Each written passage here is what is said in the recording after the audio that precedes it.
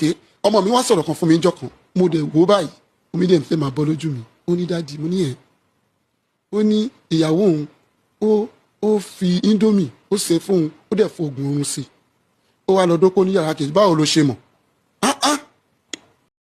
I will continue to grant more interviews. Baba Mohbad says, as it goes on another round of defaming his daughter-in-law, Wunmi, Cynthia Aloba. We use the word defame because all he has been saying has yet to be substantiated nor evidence proven that, number one, his son is not the biological father of Liam. And we bring some clips of previous confessions at different points where he mentioned that he had no reservations about Liam's paternity. Hello everyone, you're so much welcome. For those of us following this, I just want you to watch these clips, then we'll come back to talk. But ọmọ yẹn ṣé yín doubt ọmọ yẹn pé kì í ṣe ọmọ yín lónìí. Doubt ẹ̀ gbogbo Nàìjíríà wọ́n ti rí àbùkù kàn wọ́n. Ó kù ọjọ́ mẹ́ta tí ọmọ ìmá kú ó gbé ọmọ yìí tó jẹ́ lè àmì yẹn tí ò bímọ míì tí ò fọmọ míì wọ̀n mi ó gbélé mi lọ́wọ́ ni ó dẹ̀ fi iPad ó dẹ̀ fi ya fọ́tò sáì yẹn gan tó fún èmi láti sọ pé ọmọ mi ló ní ọmọ yìí. 8 months later. Does it look like Mohbad? No. With what I'm seeing. So it's not your grandson? It's not.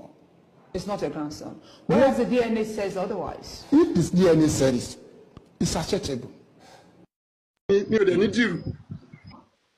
Amen. So that is for this morning. Very soon, you're still going to hear me. You'll hear more. You hear more. I'm still expecting BBC News today, and I'm ready to give interview to let people know what I'm passing through. Yeah, thank you very much, Honorable. Thank you. Thank you so much. I really appreciate every one of us. We appreciate, and we just want to tell you, Baba, our lady and Kinshe Orotipen, we have concluded on our own part that we are going to stay behind you because Mohbad is like a brother, is like a son, is like a friend to so many people, and Kinshe Oroten, we are right behind you to get the justice. And thank you for not giving up. Because I went to give up. But thank you so much, sir. Yeah. Thank you. And the interview this morning, that's what we are even talking. Yes. I saw the analysis. Yeah. Yes. You're unnecessary. So, unnecessary. Thank you so much. But have it in mind that I will never tell lies. I will never tell lies. I will never tell lies. That is my own. Thank you. Interview 30 grant in C is more than 5.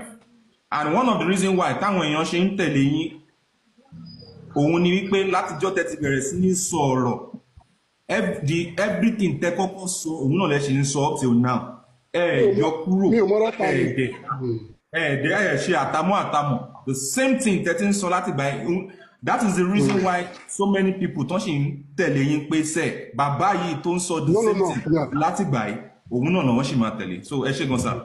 Thank you so much, sir. Thank you so much, sir. Yes. Thank you, sir. Báwo ni ìyàwó ṣe ń kúrò nílé tá lọ sunrun ọjọ́ mẹ́ta ń ta ìyá nínú ló bí òun. Ìjọ kan mo wá fún balẹ̀ pé tí n bá padà gbọ́ inú bí ẹ o kúrò nílé fún 3 days. Ǹṣe lè mọ̀lẹ́bí ẹ̀ ló lọ láàrin ọjọ́ mẹ́ta yẹn. Wọn kò sí lọ́dọ̀ ìyá ẹ̀ ó mọ ibi tó ń lọ. Ok ọmọ mi wá sọ̀rọ̀ kan fún mi níjọ́ kan mo dẹ̀ wò báyìí omi dẹ̀ ń fẹ́ máa bọ́ lójú mi ó ní dáàdi mo ní ẹ̀ ó ní ìyàwó òun ó fi indomie ó ṣe fún òun ó dẹ̀ fo oògùn oorun sí ó wá lọ dóko ní yàrá kejì báwo ló ṣe mọ̀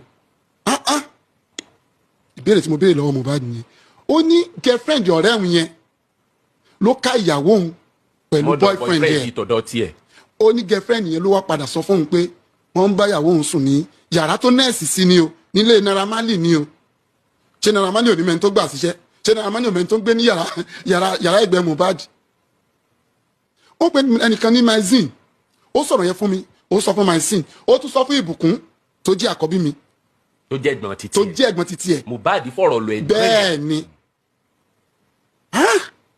báwo ló dẹ̀ ṣe ń kó wọn ní ìgbẹ́ tíntínní létí àwo gbẹ̀gìrì. ìgbọ̀nsẹ̀ tíntínní létí àwo gbẹ̀gìrì tó lásìkò táwọn ẹ̀rọ lè máa rúbọ ẹ̀rọ lọ́wọ́. okay so báwo ló ṣe ń kó ní dádì òun mọ ohun tó ń ṣe ó dẹ̀ náà mọ ohun tó ń ṣe ó náà mọ ibi tó ń lọ gbogbo ìgbà ló máa ń fi mí lọ́kàn balẹ̀ pé dádì ó kù díẹ̀ dádì ó kù díẹ̀ títí ọlọ́jọ́ fi dé. ìyàwó tẹ̀ ń sọ̀rọ̀ rẹ̀ yìí ṣe ẹ̀yin ẹ lọ dọ̀bálẹ̀ rẹ̀ ṣe fẹ́ ní sulọ́kà ni àbí aṣọ orí kọ́ lẹ rí. ẹ ṣeun ó pè mí pé dádì èmi gan mo tẹ̀ sọ pé mo kíyèsí nǹkan kan nípa ọmọ yìí ó ti ń bá ẹgbẹ́ ń sìn ó ti lọ bí ọdún méjì tẹ̀tìjọ́ ń gbé ń bì mi ò mọ̀ bí ẹ̀ èmi rò pé tí n bá rí òbí ẹ̀ ààrẹ ní fẹjọ́ sùn wọ́n ní ọmọ burúkú ṣe é fẹ́ àná burúkú ni ò ṣe é ní ok ẹ jẹ́ kí n lọ mọ òbí ọmọ yìí torí mò ń bá ń bí ní ìdẹ́lẹ̀ fẹ́ yàwó fún ẹ ìyẹn lèmi fi sọ́nà pé ká ṣe primary introduction mọ̀ mi mọ̀ ẹ́ ni wọ́n ń pè bóyá tá a bá lọ ká pàdé ara wa ìyẹn lèmi fọkàn sí mi ọ̀gá akọrin ní ṣọ́ọ̀ṣì mo wà ṣùgbọ́n ìjọ tí mo wá débẹ̀ engagement ni wọ́n fẹ́ lẹ́fẹ́ ṣe. ta ló ń plan ẹ̀. ìyá ẹ̀ ní pẹ̀lú ẹ̀ torí pé wọ́n ti fún lówó èso ló bá rọ gẹ̀dẹ̀ dúdú ló bá ra pọ́pọ̀ dúdú ló kó gbogbo ẹ̀ jọ ọ rò pé tí pọ́pọ̀ yẹn máa padà pọ́n àti pẹnápù tí ó dúdú ló bá ra gbogbo ẹ̀ jọ ló ń ṣe wọn ìjọ wo lẹ ti ń plan ní engagement kò lè náwó ẹ̀ méjì o kò lè náwó ẹ̀ méjì o n bá bèè lọ́wọ́ ọmọ mi dáadé wọ́n ṣáà ní kí n ṣe bẹ́ẹ̀ yẹn náà kí engagement àti ìmọ̀ wọn rí mi ò rí wọn rí bí mọ́tò bẹ̀rẹ̀ sí sọ̀kalẹ̀ nìyẹn mọ́tò bíi mẹ́jọ prado bíi bá a ṣe wọ̀lú ẹ̀pẹ́ nìyẹn wọ́n dẹ̀ gbàgbára sí mi náà lọ́rùn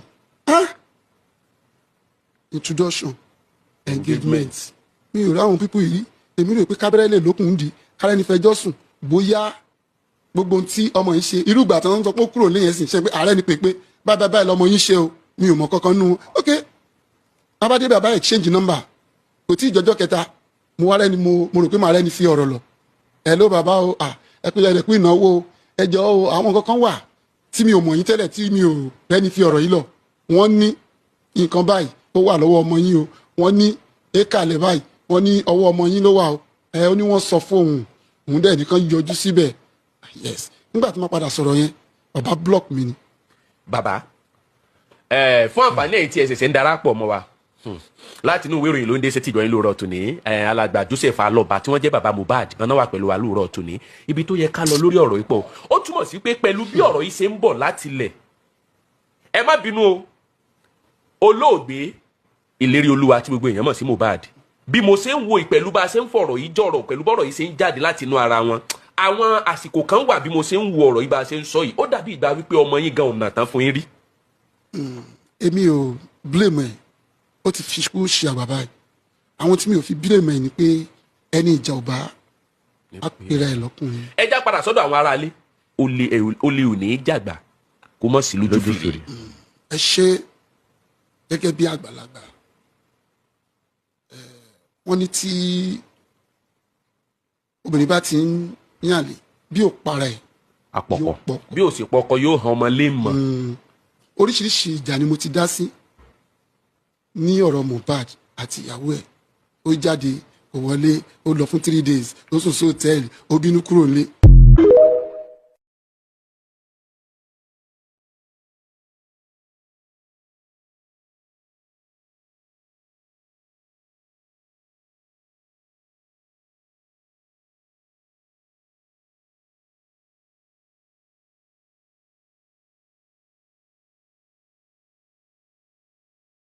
Of course, Baba has said he will continue to grant interviews, and have you seen clips over the times where he acknowledged that the son is his grandson, you know. So people have started dropping comments saying what they feel about this another round. Some are saying that Wunmi should sue her father-in-law. Some are saying that she should continually ignore. Some are asking to say, okay, Baba, what exactly is going on? You've done autopsy. They said inconclusive. The one done by the government. You've done a personal one. They said inconclusive as well. We heard another toxicology is being done somewhere. And the DNA, he has said that he's the one having issues with his lawyers. That is trying to change from one lawyer to another one and is caught in the middle and all of that. And people are saying, just sign the DNA papers and let them go ahead and do the DNA. Because Kitiko today, Kadore. And since he has said his life has become better since his son died, obviously that is something we could see. We could see where he was living, how he looks. On the very first day he came to limelight when his son was buried. And we see what he looks now. And he confirmed it in an interview at Mr. Leo Gaga, a content creator on social media, who asked him that question. And he said yes. And people are like, okay, that's fine. But what happens to the poor boy whose body is there? According to what has been said, the specimen of Mohbad to be used for the DNA is already taken. So why is it that no talk has been done about the boy being buried? Is it a case of one of the themes in the film Toluwanile, when you don't want him to be buried? And this same father was the same person who buried the boy immediately, against the outcry of the wife and the public at that time, to say, why is this guy being already buried like this? Does he have a terminal illness? The cause of his spy wasn't known. So why is the already burial between, the very next day? And according to the Bale of the area, who was bold enough to grant an interview then, that Baba came to him to bury the boy at midnight. And he said, no, what's the Ori? What happened? Why the Ori? Why can't it be the next day? So a lot of things have been going on in this. And honestly, for a lot of people don't really care. They're like, Baba, whatever you want to do now, just do. But to be continually stressing, in quotes, an innocent daughter-in-law is not acceptable. Baba talk with both sides of the mouth. If you're really this stubborn, don't let me mention where you're from, because it will be an insult to esteem people who are from that state and forthright people.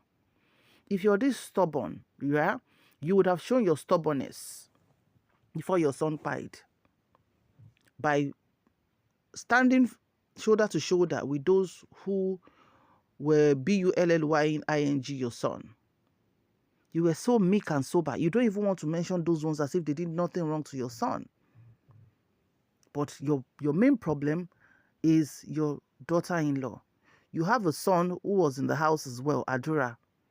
And as a father, if you're not able to get information from that son of yours about what happened to the late Mohbad, then you have failed.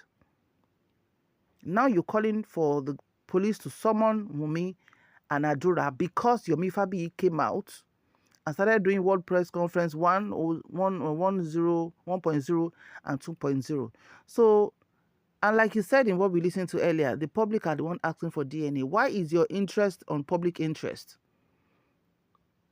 So it is whatever you see that the public has an outcry about, you jump on it and you start lashing out on that and using it.